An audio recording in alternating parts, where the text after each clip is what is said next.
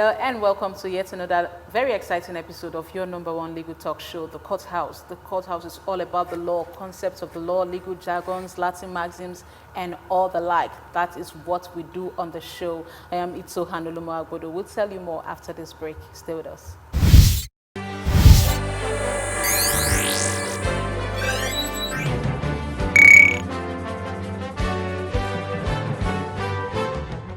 If we have to give you anything, then we have to give you everything. Love Plus Channel 465 is simply the best.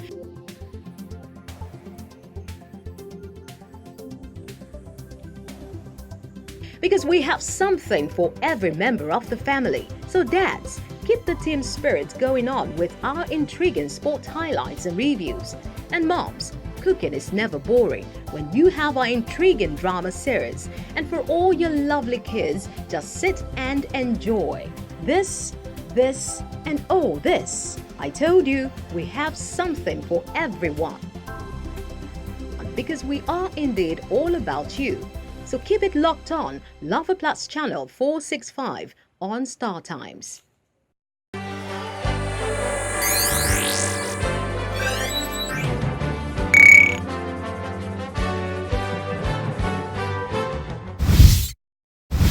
You're welcome back. This is the Courthouse, and I'm Itohan Olomu-Agbodo. And this week on the show, we are going to be talking about enforcement of judgment. Now, you have gone to the court, you've prosecuted your matter with a lawyer, and the judge has said, this is my decision. How do you go about carrying out that decision of the court in case it is a money judgment or monetary judgment, whatever type of judgment it is? So this week, we're going to be telling you what to do. And as usual, we're joined by a seasoned legal practitioner. And this week is Adedoyin Enisan. And he's a legal practitioner based in Nigeria. So good to have you on the show this week. Okay.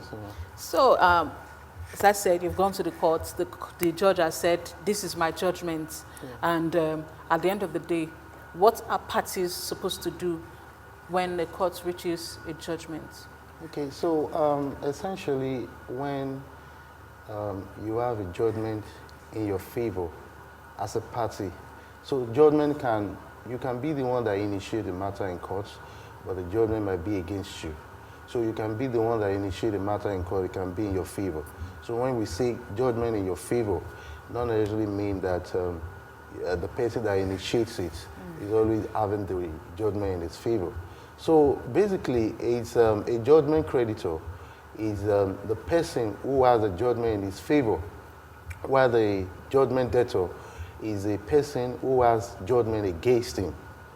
So when you have a judgment given to you, you have gone to court, and court has given you judgment. It's like the first phase, you know. So the next thing for you now is to execute that judgment, to ensure that you receive the fruits of whatever court has said. So essentially, we have different ways through which you can do that. You know, we have instances where if it is money, you know, you have to you first go to the registry of the court, and you make the judgment, you get a certified true copy of the judgment, you know, whereby once it is certified, then you will send to the ACR section, you know, administrative court registry of the courts, where you will be asked to, register the judgment. They will be given a timeline when the certificate will be issued, because you need to have what is called Form 3 of the judgment. That is what you will now use to give the sheriff of court to execute the judgment. Now, when we say execute the judgment, it's a technical word where it also means enforcement. But enforcement is more of general. You know, when you say execute, the document you are given, if it is monetary judgment you have, or movable property or immovable property. So whatever, once you have gone to the registry of courts and you are issued the certificate, so whatever, that document is now what you want to execute.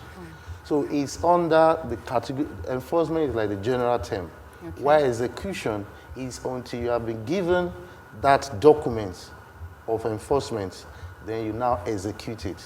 Okay. So that is one aspect. Okay. All right. So if it is movable property or immovable property, you also need to get a writ. A writ is just like a court saying, okay, this judgment has been given to party A, and all the details, address of the judgment debtor is there and everything, and the court's signatures are there. The judge will sign on the document, then you use it to go and, then most times you can get the leave of court to go and enforce or execute movable properties. Okay, you just used a technical term. You said leave. Yes. So want to know, because we try to make the law as plain as possible. So what's... Okay, so when you say leave of court is in simple terms permission of court. Okay. When you go and meet court that, okay, I need the court to permit me to do this in this certain way. Okay.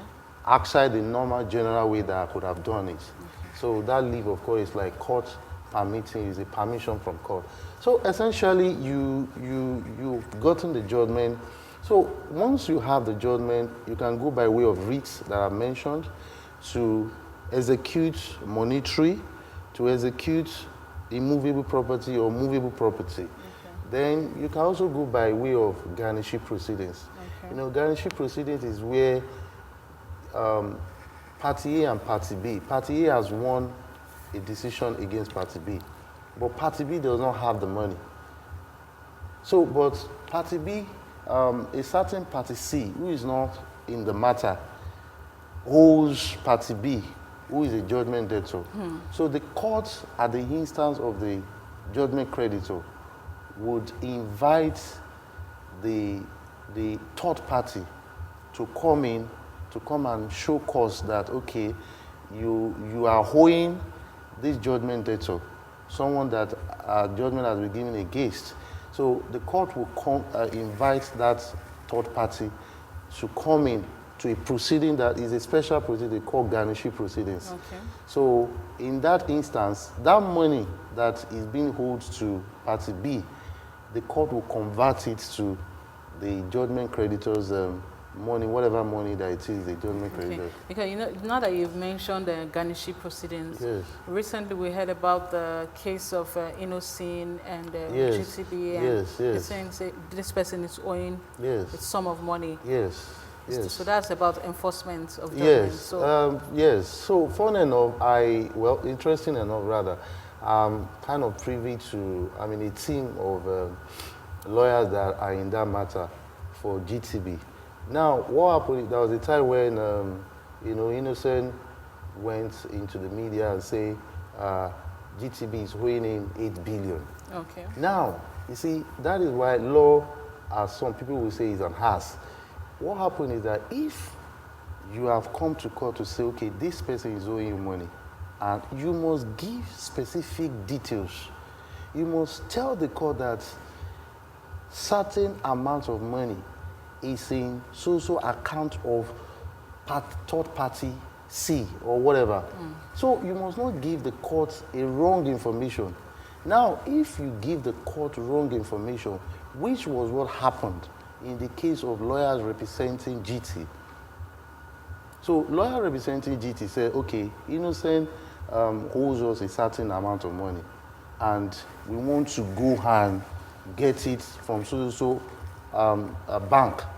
But it was found that the lawyer to Enisan found out that, okay, there is a leeway that the law requires that if you don't give the specific details, this is the consequence. So they now came to court to say, show evidence and facts to show that, okay, no, what they mentioned is to mislead the court. And the consequence of that is that the court will now give the supposed judgment creditor, will now give like a punishment, financial punishment that, okay, you have come to court to mislead us without getting your facts right. Now, the money you are asking for will not be against you. It sounds so funny, but that is law. Okay. So is that money now that Enisan has said, okay, GT is owing us 8 billion naira. Okay. So that's just that's going into some kind of murky waters there. Yes. But let's look at this closely. garnishee proceedings, does it really only apply to only monetary judgments? Yes, strictly so. It applies to monetary judgment, and what you are asking the court for, the essence of garnishee proceeding, if the judgment debtor has the money, all right, you have money that what you have come to call is monetary, and the judgment debtor has the money, there is no need for garnishee proceeding. The essence for garnishee proceeding is that the person that judgment is given against does not have the money in his custody that he can has control over. Okay. But the money, through the investigation or due diligence of the judgment creditor, is somewhere, maybe in a bank or in any hands of a third party. So the judgment creditor will inform the court that I'm aware, giving accurate information, that a person, the judgment debtor, has money somewhere. So let's invite the person who has the custody of the money to come and tell the court. So the court will now, go into details. You'll find where most times it's banks so most banks, you just have, all banks in Nigeria will be garnishee.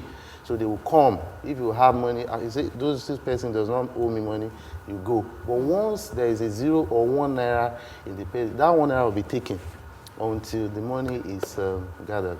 Oh, thank you so much. Yeah. Okay, we've been listening to Adedoyin Enisan, and he's been talking about enforcement of court judgments, and he does a bit on garnishee proceedings. He said it's about monetary judgments. When a party is giving judgments in monetary terms, the court actually has a term, this garnishee proceedings, which we get to find out more about. But first of all, we want to take a listen to our report on enforcement of judgments and our legal nuggets. We'll be right back.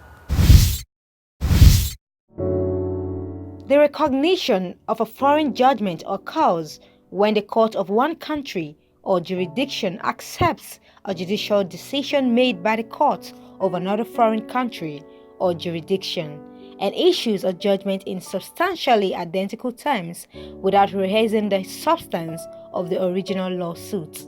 In English law, there is a clear distinction between recognition of foreign judgments and enforcement of foreign judgments. Recognition means treating the claim as having been determined in favor of one of the litigating parties. This is an acknowledgement of foreign competence and the settling of a dispute known as res judicata. Enforcement, by contrast, is the implementation of the judgment. In American legal terminology, a foreign judgment means a judgment from another state in the United States or from a foreign country. To differentiate between the two, more precise terminology used is foreign country judgment, that is for judgments from another country, and foreign sister state judgment, that is from a different state within the United States. Once a foreign judgment is recognized, the party who was successful in the original case can then seek its enforcement in the recognizing country. If the foreign judgment is a money judgment and the debtor has assets in the recognizing jurisdiction, the judgment creditor has access to all the enforcement remedies as if the case had originated in the recognizing country. For example, garnishment, judicial sale, etc. If some other form of judgment was obtained, for example, affecting status, granting injunctive relief, etc., the recognizing court will make whatever orders are appropriate to make the original judgment effective. Foreign judgments may be recognized either unilaterally or based on principles of comity, that is, mutual deference between courts in different countries. In English courts, the basis of the enforcement of foreign judgments are not comity, but the doctrine of obligation. In many foreign countries, as in most jurisdictions in the United States, the recognition and enforcement of foreign judgments is governed by local domestic law and the principles of comity, reciprocity, and res judicata. That is, the issues in question have been decided already. The information below is designed to assist attorneys seeking to enforce U.S. judgments abroad.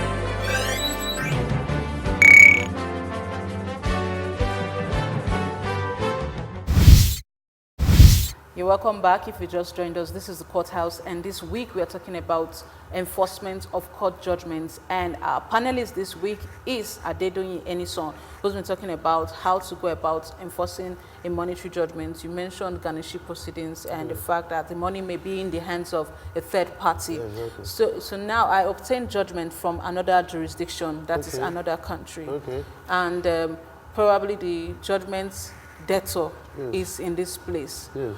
What do I do? You talked about registering judgments initially, going to the registry of the court and things like that. What do I do if it's a foreign judgment? Okay, so strictly, there is an act called the Foreign Judgment Reciprocal Act. Okay. So that act gives the guideline on what to do. So, but basically, once you have a judgment that you have from a foreign jurisdiction that is outside of Nigeria, you need to get the judgment and register it in a court, any court in Nigeria. Okay. Any court in Any Nigeria. court in Nigeria? Yes, any court in Nigeria. So is there any distinction? Maybe the magistrate court or the high court? Okay, well, it has to be high court or federal high court. High court or federal? Yes, thank you for that clarification. Not just the lower courts, but from high court, state high court, federal high court, majorly state high court or federal high court actually. You can't go to court of appeal because these are appellate courts. Okay. So it's between, the court here is defined as state or federal high court, depending on the party. Okay. Yes. So now that we're going into some seriously very, I don't want to say vague terms now. Let's bring it home now. Someone was owing me, basically, or someone was on my land and I've gotten judgment. The court has said, no, you are the actual owner of the land. And am I the one that's supposed to now go to my land and remove everything that belongs to the other person?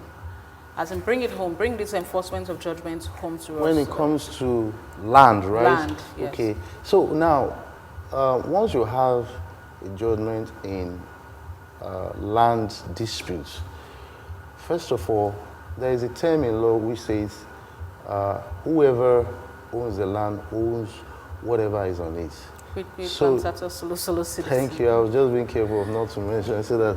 You just mentioned it, but you tell us the meaning. Yes, yes. So basically, once you have that judgment in your favor, that is if, you can be the one claiming that you are the owner of the land. So you're already there.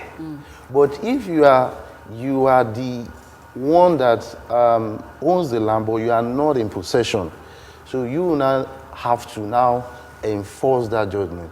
Because if you are already on the land and you have the judgment in your favor, it remains. Okay. But if you now have the judgment, but you are not in possession, to take possession. So you have writ of possession. Back to that writ. That writ is just a term, it's a document. Document. Yes, where the court will just tell you, okay, this is what to do. So you use that writ, of course, we go back to the registry of the court. You use that writ, and once you register and pay some necessary administrative fees, that writ of possession is what you will give to the sheriff department, where the sheriff of court will go to that land after some specified period of time. Court may say, okay, the possession should be taken over certain period of time, maybe to allow the person there to leave. But most times in land disputes, the court will give a specific timeline, unlike the other one that you can just go straight and enforce your judgment.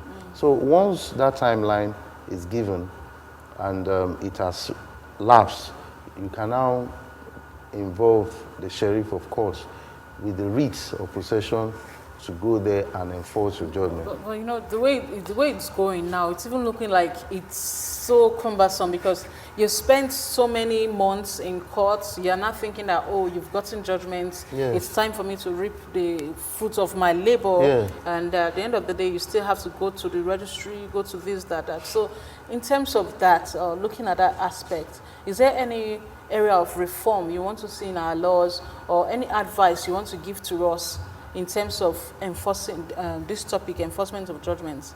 Okay, so the way it is that, of course, while talking about enforcement of judgment, there are instances, most times, the law allows the loser to appeal. And once an appeal is already registered in court, it is until the appeal is exhausted. So let's say you have a judgment now. If the party that the judgment is against appeals and exhaust all the process, you have to wait. So the areas that, from personal experience, like one that I'm handling at court now, they said we've gotten the judgment, and we have to wait for like 4 weeks after we have paid the necessary administrative fee. They said we have to wait 4 weeks, for us to have the document that reads. And once you have it, you now go to the sheriff section. It's kind of cumbersome. You know, some businessmen, you know, when it is money and it's about business and all that, they don't have the patience and all that. So that area, that cumbersome should be worked on. If judgment has been given and you have made your payments, the system should be allowed for the judgment creditor, whoever has the judgment in his people, to just go straight and not giving a timeline. The documents are there. It's not as if they want to go and type it or they want to go and bring it or you need any order from somewhere. So just like we're having administrative bottlenecks. Yes, administrative bottlenecks, especially, that is the area where you have it. Then you have the area where appeal. So in the area of appeal, some people will just go and file an appeal, you register an appeal, to delay the person from. So that area is another tactic that is being used to just bring down the spirit of the judgment creditor. So that area of delay, if you file an appeal, it has to be registered. Don't just bring a notice of appeal and say you have a notice of appeal, so you can't enforce the judgment.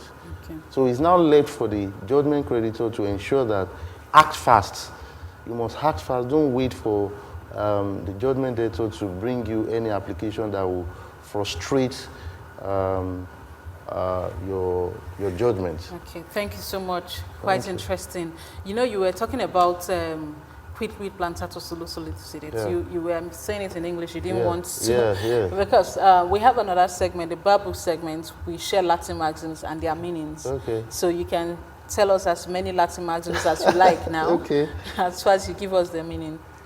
Well, you know, like this one you mentioned, quid solo said this. The law says that whoever owns the land owns whatever is on it. Caveat is basically a warning, and you get to find out more Latin maxims and their meanings on our Bible segment. Stay with us.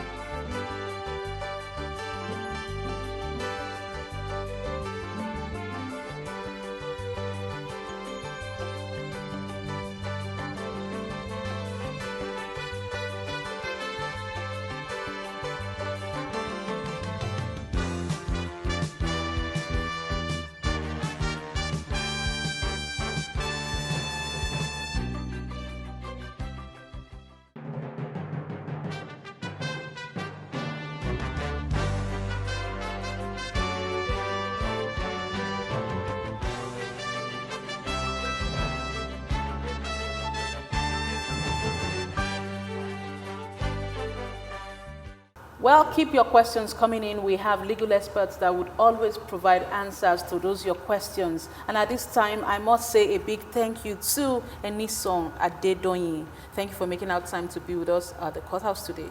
Thank you so much. I'm very grateful. We'd like to see you some other time. Very well. Okay.